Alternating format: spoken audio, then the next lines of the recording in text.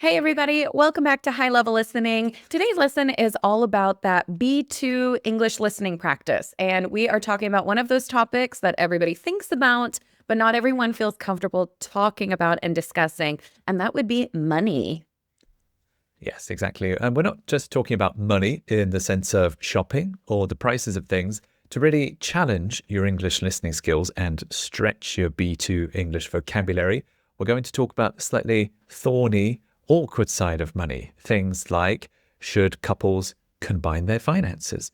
Is it rude to ask someone how much they earn? Or should friends talk openly about their salaries, their debts, or other financial pressures? Or is money just one of those things that should always stay private? Yeah, for sure. So I think this is a perfect B2 and definitely into the C1 level. This is a really good conversation topic because it's personal, it's cultural, it can feel a bit emotional and slightly uncomfortable. And if you want to get the most out of these conversations, maybe you feel like you can understand this video, but you can't actively use these ideas out in the real world, check out our active speaking ebook with all of our B2 and C1 level conversations. We've tried to organize it and put it into something that makes sense with step-by-step guided opinion building exercises. This is really going to help you take that kind of passive learning and turn it into some active speaking. You've also got all the vocabulary along with the phrase list to help you build your opinions and remember all of the vocabulary that we talked about today. And that really should help you out. And that is in the description and in the comments link below. Okay, so let's get into part one. I think the most balanced part and a good place to start is with this idea. Money is personal, but complete silence around money can create real problems. Now, I want to be clear. I completely understand why people don't want to reveal every detail of their financial situation. Money is never just numbers in a bank account. It's really closely tied to security, independence, pride, fear, social status, and sometimes even shame. I mean, remember the last time you felt ashamed about the bank account balance that you had in your bank? If someone earns a lot, they might worry that they might be coming across kind of arrogant or out of touch if they try to talk about money. On the other hand, if someone's earning very little, they might feel very exposed, embarrassed, or judged by their peers. And if someone is dealing with debt, which a lot of people are, they might carry a sense of shame, even though debt is far more common than many people realize. So I do understand why people avoid full financial transparency, but in many cases, privacy is not just about being secretive. It's about a way of protecting your dignity and keeping certain parts of your life from being public discussion. Yes, right. I agree. It could definitely be a can of worms once someone's financial situation becomes exposed. But I also think the problem is that complete privacy can easily turn into a culture of silence, which Mm, isn't healthy either. mm-mm. This is very common in the UK as well. My friends never talk honestly about their own financial struggles or pressures. Then everyone's forced to pretend that they're doing fine and maybe doing better than they are, even if they're actually struggling. If families avoid money conversations completely, then younger people might grow up with no real practical understanding about savings, debts, rent, how to budget, or how to plan for the future as well. So I get that while it can be a tricky or awkward topic that makes people uncomfortable, and that privacy can protect people, the silence creates this confusion, maybe unrealistic expectations, and even some unfairness. Yeah, absolutely. I mean, I definitely didn't grow up talking about money, not even at school. I guess we learned how to balance a checkbook, but we don't even do that anymore. I mean, talking about the big picture of money as well, we never talked about that in my family. So I think that's where the distinction becomes really important. We need to separate this personal curiosity from practical necessity. So if you're at dinner with a friend and you suddenly ask, "Hey, how much money do you make?" That obviously can feel a bit intrusive because that question is personal and there may be no clear reason for asking other than someone might be kind of nosy and just want to compare themselves to someone else, right? It could put the other person on the spot and make that other person feel caught off guard or uncomfortable. But in a more professional context, the same topic is obviously much more legitimate. If someone's applying for a job, negotiating a salary, changing careers, or trying to understand whether they're being paid fairly, then talking about money is not just gossip or being intrusive. It's useful information that can aid in making sound financial decisions. Yeah, I think that's a very important point. Talking openly about money can be very helpful, and that there is a time and a place for it. And talking about money is still easier said than done. It's still such a difficult obstacle for people to overcome because the stigma around money and how much you have, or if you're struggling, that stigma is still really strong. I think in the UK, it's been made such a personal failure to have money issues, like it's your fault if you're struggling. So if a close friend came to me and said, I'm really struggling with rent this month, that was something extremely personal. That's an extremely intimate confession that would take a lot of confidence to admit, even to a really close friend.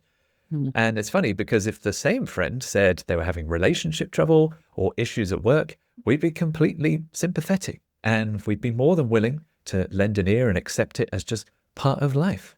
But then as soon as it's money problems, we all kind of squirm and feel like we're intruding, even if we didn't even bring it up. Yeah, so maybe kind of a neutral conclusion is that money should be private and it can be private, but it's not untouchable, right? People deserve boundaries. You don't need to know everything about my life, but they also need language in order to have these honest conversations, right? Because when money becomes completely taboo, people end up dealing with financial pressure completely alone. So they compare themselves silently. They assume everyone else is doing better than they are because, well, nobody needs to talk about it. Everybody must be doing pretty well for themselves, right? Maybe they accept an unfair pay. Maybe they avoid difficult conversations with their partners. And sometimes this silence can definitely be more damaging than a simple conversation would have been. Absolutely. Yeah. There was even an advertising campaign from a bank in the Mm. UK and they called it the M word. Because again, they know people feel so uncomfortable talking about money Mm. that they don't even say the word money. Like it's this incredibly private, embarrassing conversation. And they were trying to encourage people to be more open about their finances. And it was a very successful campaign.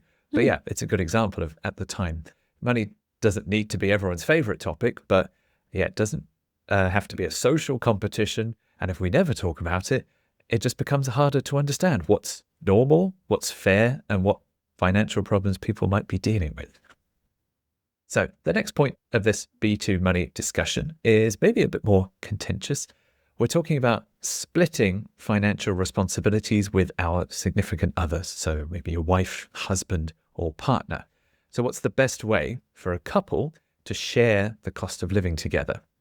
Who should pay for what and how much is fair? All right, if I had to take a firm position, I'd say a 50-50 split is only fair when both people are in a genuinely similar financial position. On paper, I see how it looks reasonable. It's two adults, they share a home, so they split the rent, bills, groceries, and holidays, even straight down the middle. And it seems like a very elegant solution. It avoids the awkwardness of calculating of who should pay more. But this cookie cutter solution doesn't work for everyone. Like if one person earns significantly more than the other, paying the same amount doesn't create the same amount of financial pressure. For one partner, half the rent might be perfectly manageable, but for the other, it might take a huge chunk out of their earnings every month. It might force them to cut back on basic comforts or worry about unexpected expenses. So the real question is not, are we paying the same amount? Maybe the better question is, are we carrying the same financial burden? Well, yeah. And on paper, when you say a 50-50 split, right, that sounds perfectly fair. But in reality, right, equal numbers can hide very unequal realities, right? Because again, that's just on paper. Technically, yes, they are both contributing equally, right? That sounds equal. That sounds right. But emotionally and practically, they are probably not experiencing that arrangement in the same way. The lower earner of the couple might start to feel like they are constantly trying to keep up, especially if the higher earner wants a nicer apartment, more expensive holidays, or a lifestyle that only really fits one person's income. That's kind of where that pressure and that Maybe even resentment can start to build because they might agree to things, but because they don't want to seem difficult or financially irresponsible. But underneath that, they may feel trapped by a person because of this fairness that's not actually fair. Yeah, right. And I think that's where resentment, bitterness really starts to become a real risk, especially if the higher earner insists on splitting everything equally. The lower earner may feel unsupported, or maybe they might think that the partner is ignoring this obvious Mm-hmm. difference between their situations. And they might think, this is easy for you and stressful for me, but you still want me to pay the same anyway? Yeah. So it can make a relationship feel less like a partnership and more like a financial test. But at the same time, I think we have to be fair to the other side. If one person pays much more, they may also start to feel some resentment. They Right. might feel that they're carrying the relationship financially, or they might start believing that they should have more influence over decisions because they contribute more money. So, yeah, either way, money can very easily become tied to power, pride, and control if the couple doesn't talk about it openly and come to some kind of personal arrangement. Exactly. And that's why that open communication is so vital, because once you start feeling that uneasiness, like, don't let it sit there and become resentment, right? So sooner or later, every couple needs to have that talk. Don't let it build up. You need to have it now, right? And I mean, if you ask me, I really do think that proportional splitting can be a much more equitable model for a lot of couples. If one person earns around 70% of the household income and the other earns around 30%, then splitting those shared expenses in that same proportion could feel more balanced, right? I pay 70%, you pay 30%. Both people are still contributing, but they're contributing according to what they can realistically afford, okay, based on their actual income. It also avoids pretending that two very different salaries live in the same financial reality. For example, if the rent is expensive, a proportional split might allow both partners to live in the same home without one person feeling financially squeezed every month. But it has to be handled carefully. There's no perfect solution. Person paying more can't treat that extra contribution as a reason to control the relationship or the apartment or the house. And the person paying less shouldn't feel ashamed or inferior, right? The goal is not dependence. The goal is shared stability. Right. Yeah. As a relationship, you should be a team at the end of the day. So, yeah, it should be a sustainable arrangement where both people feel respected, they feel secure, and still involved in the decisions. Of course. And yeah, just like every couple's financial arrangement can be completely unique. There's no standard or template. What's critical is that they just talk about it at all. So couples need to ask each other, do you feel comfortable with how much we contribute? How do you want to handle paying bills or groceries? Or does me paying this amount feel fair to you? Those questions matter more than the exact percentage Mhm, you come mhm. up with.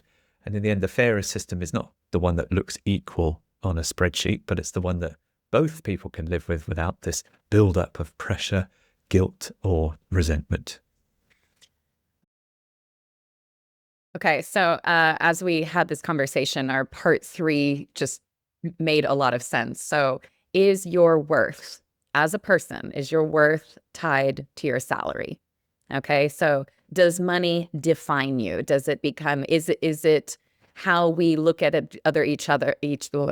sorry, I don't need to talk about that anymore. So, as a person, is your worth tied to your salary? Does the amount of money that you make you more or less worthy as a person?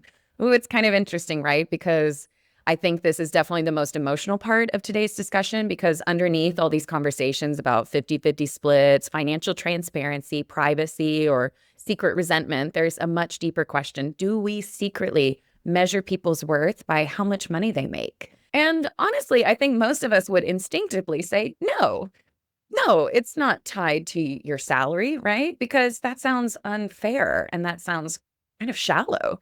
We want to believe that we value people for their kindness, their loyalty, their intelligence, creativity, or the way they show up for people that they love. But in reality, salary has a way of creeping up into how we evaluate people. We may not say it directly, but we notice who owns a home, who can afford holidays, who's always anxious about rent, who appears to be thriving, and who seems to be falling behind. And that's where money becomes emotionally misleading. It stops being just a practical tool and starts becoming a quiet social ranking system. Yes, I do think that's often true. Social media doesn't help when you see all your rich friends doing rich things and you feel even worse about yourself. But to FOMO. play, yeah, right. To play devil's advocate, I also Hmm. understand, though, why people do connect money with certain qualities because a salary, a high salary, can reflect your effort, discipline, sacrifice, or ambition. And yeah, a salary can reflect the amount of effort, discipline, or sacrifice you put into your job or how ambitious you are. If Hmm. someone has worked for years and years and years to build a career, maybe they've taken some risks and they've climbed the ladder within their industry, then yeah, of course, their higher income may represent those kinds of traits in someone. It might represent years of stress, long hours, difficult choices, and that high salary is a kind of reward. So I don't think it's completely irrational to see money as one sign of stability or competence in your work. I guess the problem is when we turn that small sign into the whole story, because there are plenty of hardworking, intelligent, responsible people who do not earn huge salaries, Yeah. especially if they work in certain industries like the care industry, education, hospitality, or creative industries, or maybe they've just had family obligations that limit their options. So if you treat a salary as the ultimate measure of someone's value, you probably end up rewarding their status more than their actual Mm. character. Right. And I mean, you can definitely see that with close friends and family. Money can quietly alter the emotional atmosphere in a room. If one sibling earns much more than the others, suddenly every family dinner can carry this invisible comparison, right? Who's successful, who needs help, who's not keeping up, right? Who made the right choices based on their parenting, right? Even among friends, money can create distance without anyone openly admitting it. One person in the group text suggests an expensive weekend away. Someone else has to make an excuse because they definitely can't afford that. They might say, "Oh, I'm just busy," or "Can't really do that weekend," when the truth is, I don't want to admit that this is way beyond my budget, right? So that kind of moment can start to feel a bit humiliating because people don't just feel short on money, they feel exposed, right? Like it's coming up into the light that they can't afford something like this. They feel their life is being quietly assessed and kind of found lacking, really. And that's why this financial silence can be so damaging. People might be struggling privately, not because they're irresponsible, because they're terrified of being seen as less successful and or less accomplished than the people in their friends group. Yeah, and that problem can become even more intense in a romantic relationship because the money's not just about lifestyle. It can touch on love, respect, power, your identity, and even your own self-worth. If one Hmm. partner earns much more, the lower earner might still feel like they bring less to the relationship, even if they contribute in other deep and meaningful ways. Like they might cook, they might organize the home, or they might support the partner emotionally and create stability that doesn't appear on a pay slip. But if Right. the couple has absorbed the idea that income equals value, then even those important contributions can start to feel invisible or underappreciated. And then on top of that, the higher earner may also feel some pressure. They might think that I'm carrying the financial weight and I'm the one Mhm. keeping us secure. So it can easily, again, turn into resentment if they feel taken for granted. So the emotional danger is not just that one person earns more, it's that maybe both people start using money as evidence of who matters more, who deserves more influence, and who has the right to feel proud. Ooh, yeah, that the invisible workload, right? And then it comes when it comes to work. I mean, this becomes even more brutal because salary is often treated as a public symbol of professional worth. Even when nobody says it out loud, people compare job titles, promotions, bonuses, office status, and who seems to be progressing faster. And when colleagues discover that they're being paid differently for similar work, it can feel deeply personal.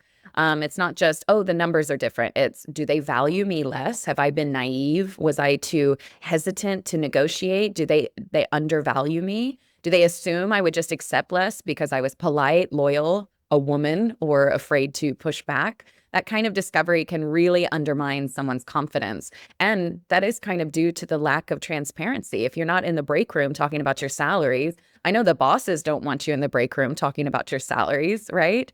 This secrecy often protects the system way more than it protects the individuals, right? If nobody talks about pay, all of this unfairness can actually hide behind professionalism. People always say, oh, it's not professional to talk about your salaries at work, when in reality, it's one of the best things that you can do to help each other out, right? And if people do talk carefully and constructively, they can start to understand whether they are being treated fairly or unfairly, and whether their silence has been quietly exploited. So yeah, you can see just how many different problems arise when you try and boil someone down into this quantifiable number like a salary. But I think the strongest conclusion is your salary matters, but it should never be confused with your self-worth. Money can affect your choices, your stress levels, your sense of security in your future, and it's naive to pretend that money doesn't help or doesn't matter.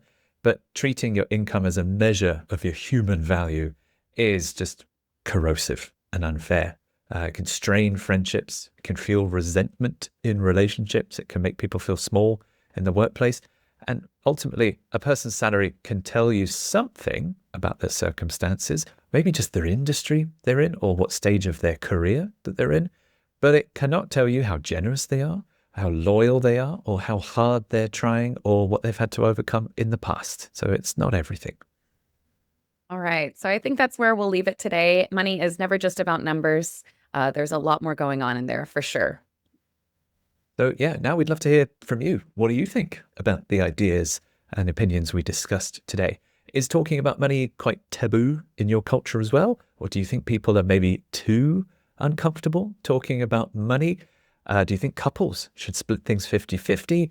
There's lots to talk about. Let us know your thoughts in the comments. We read and reply to every single one we get on YouTube. And if you're really interested in taking your English to the next level, especially the B2 and onwards into the C1 level, check out our active speaking ebook for B2 and C1 debates and discussions. If this kind of advanced conversation helps you improve your listening, vocabulary, and confidence in English, make sure you like our videos, subscribe, and send us a comment down below. Keep practicing with us here at High Level Listening, and we will see you for our next episode.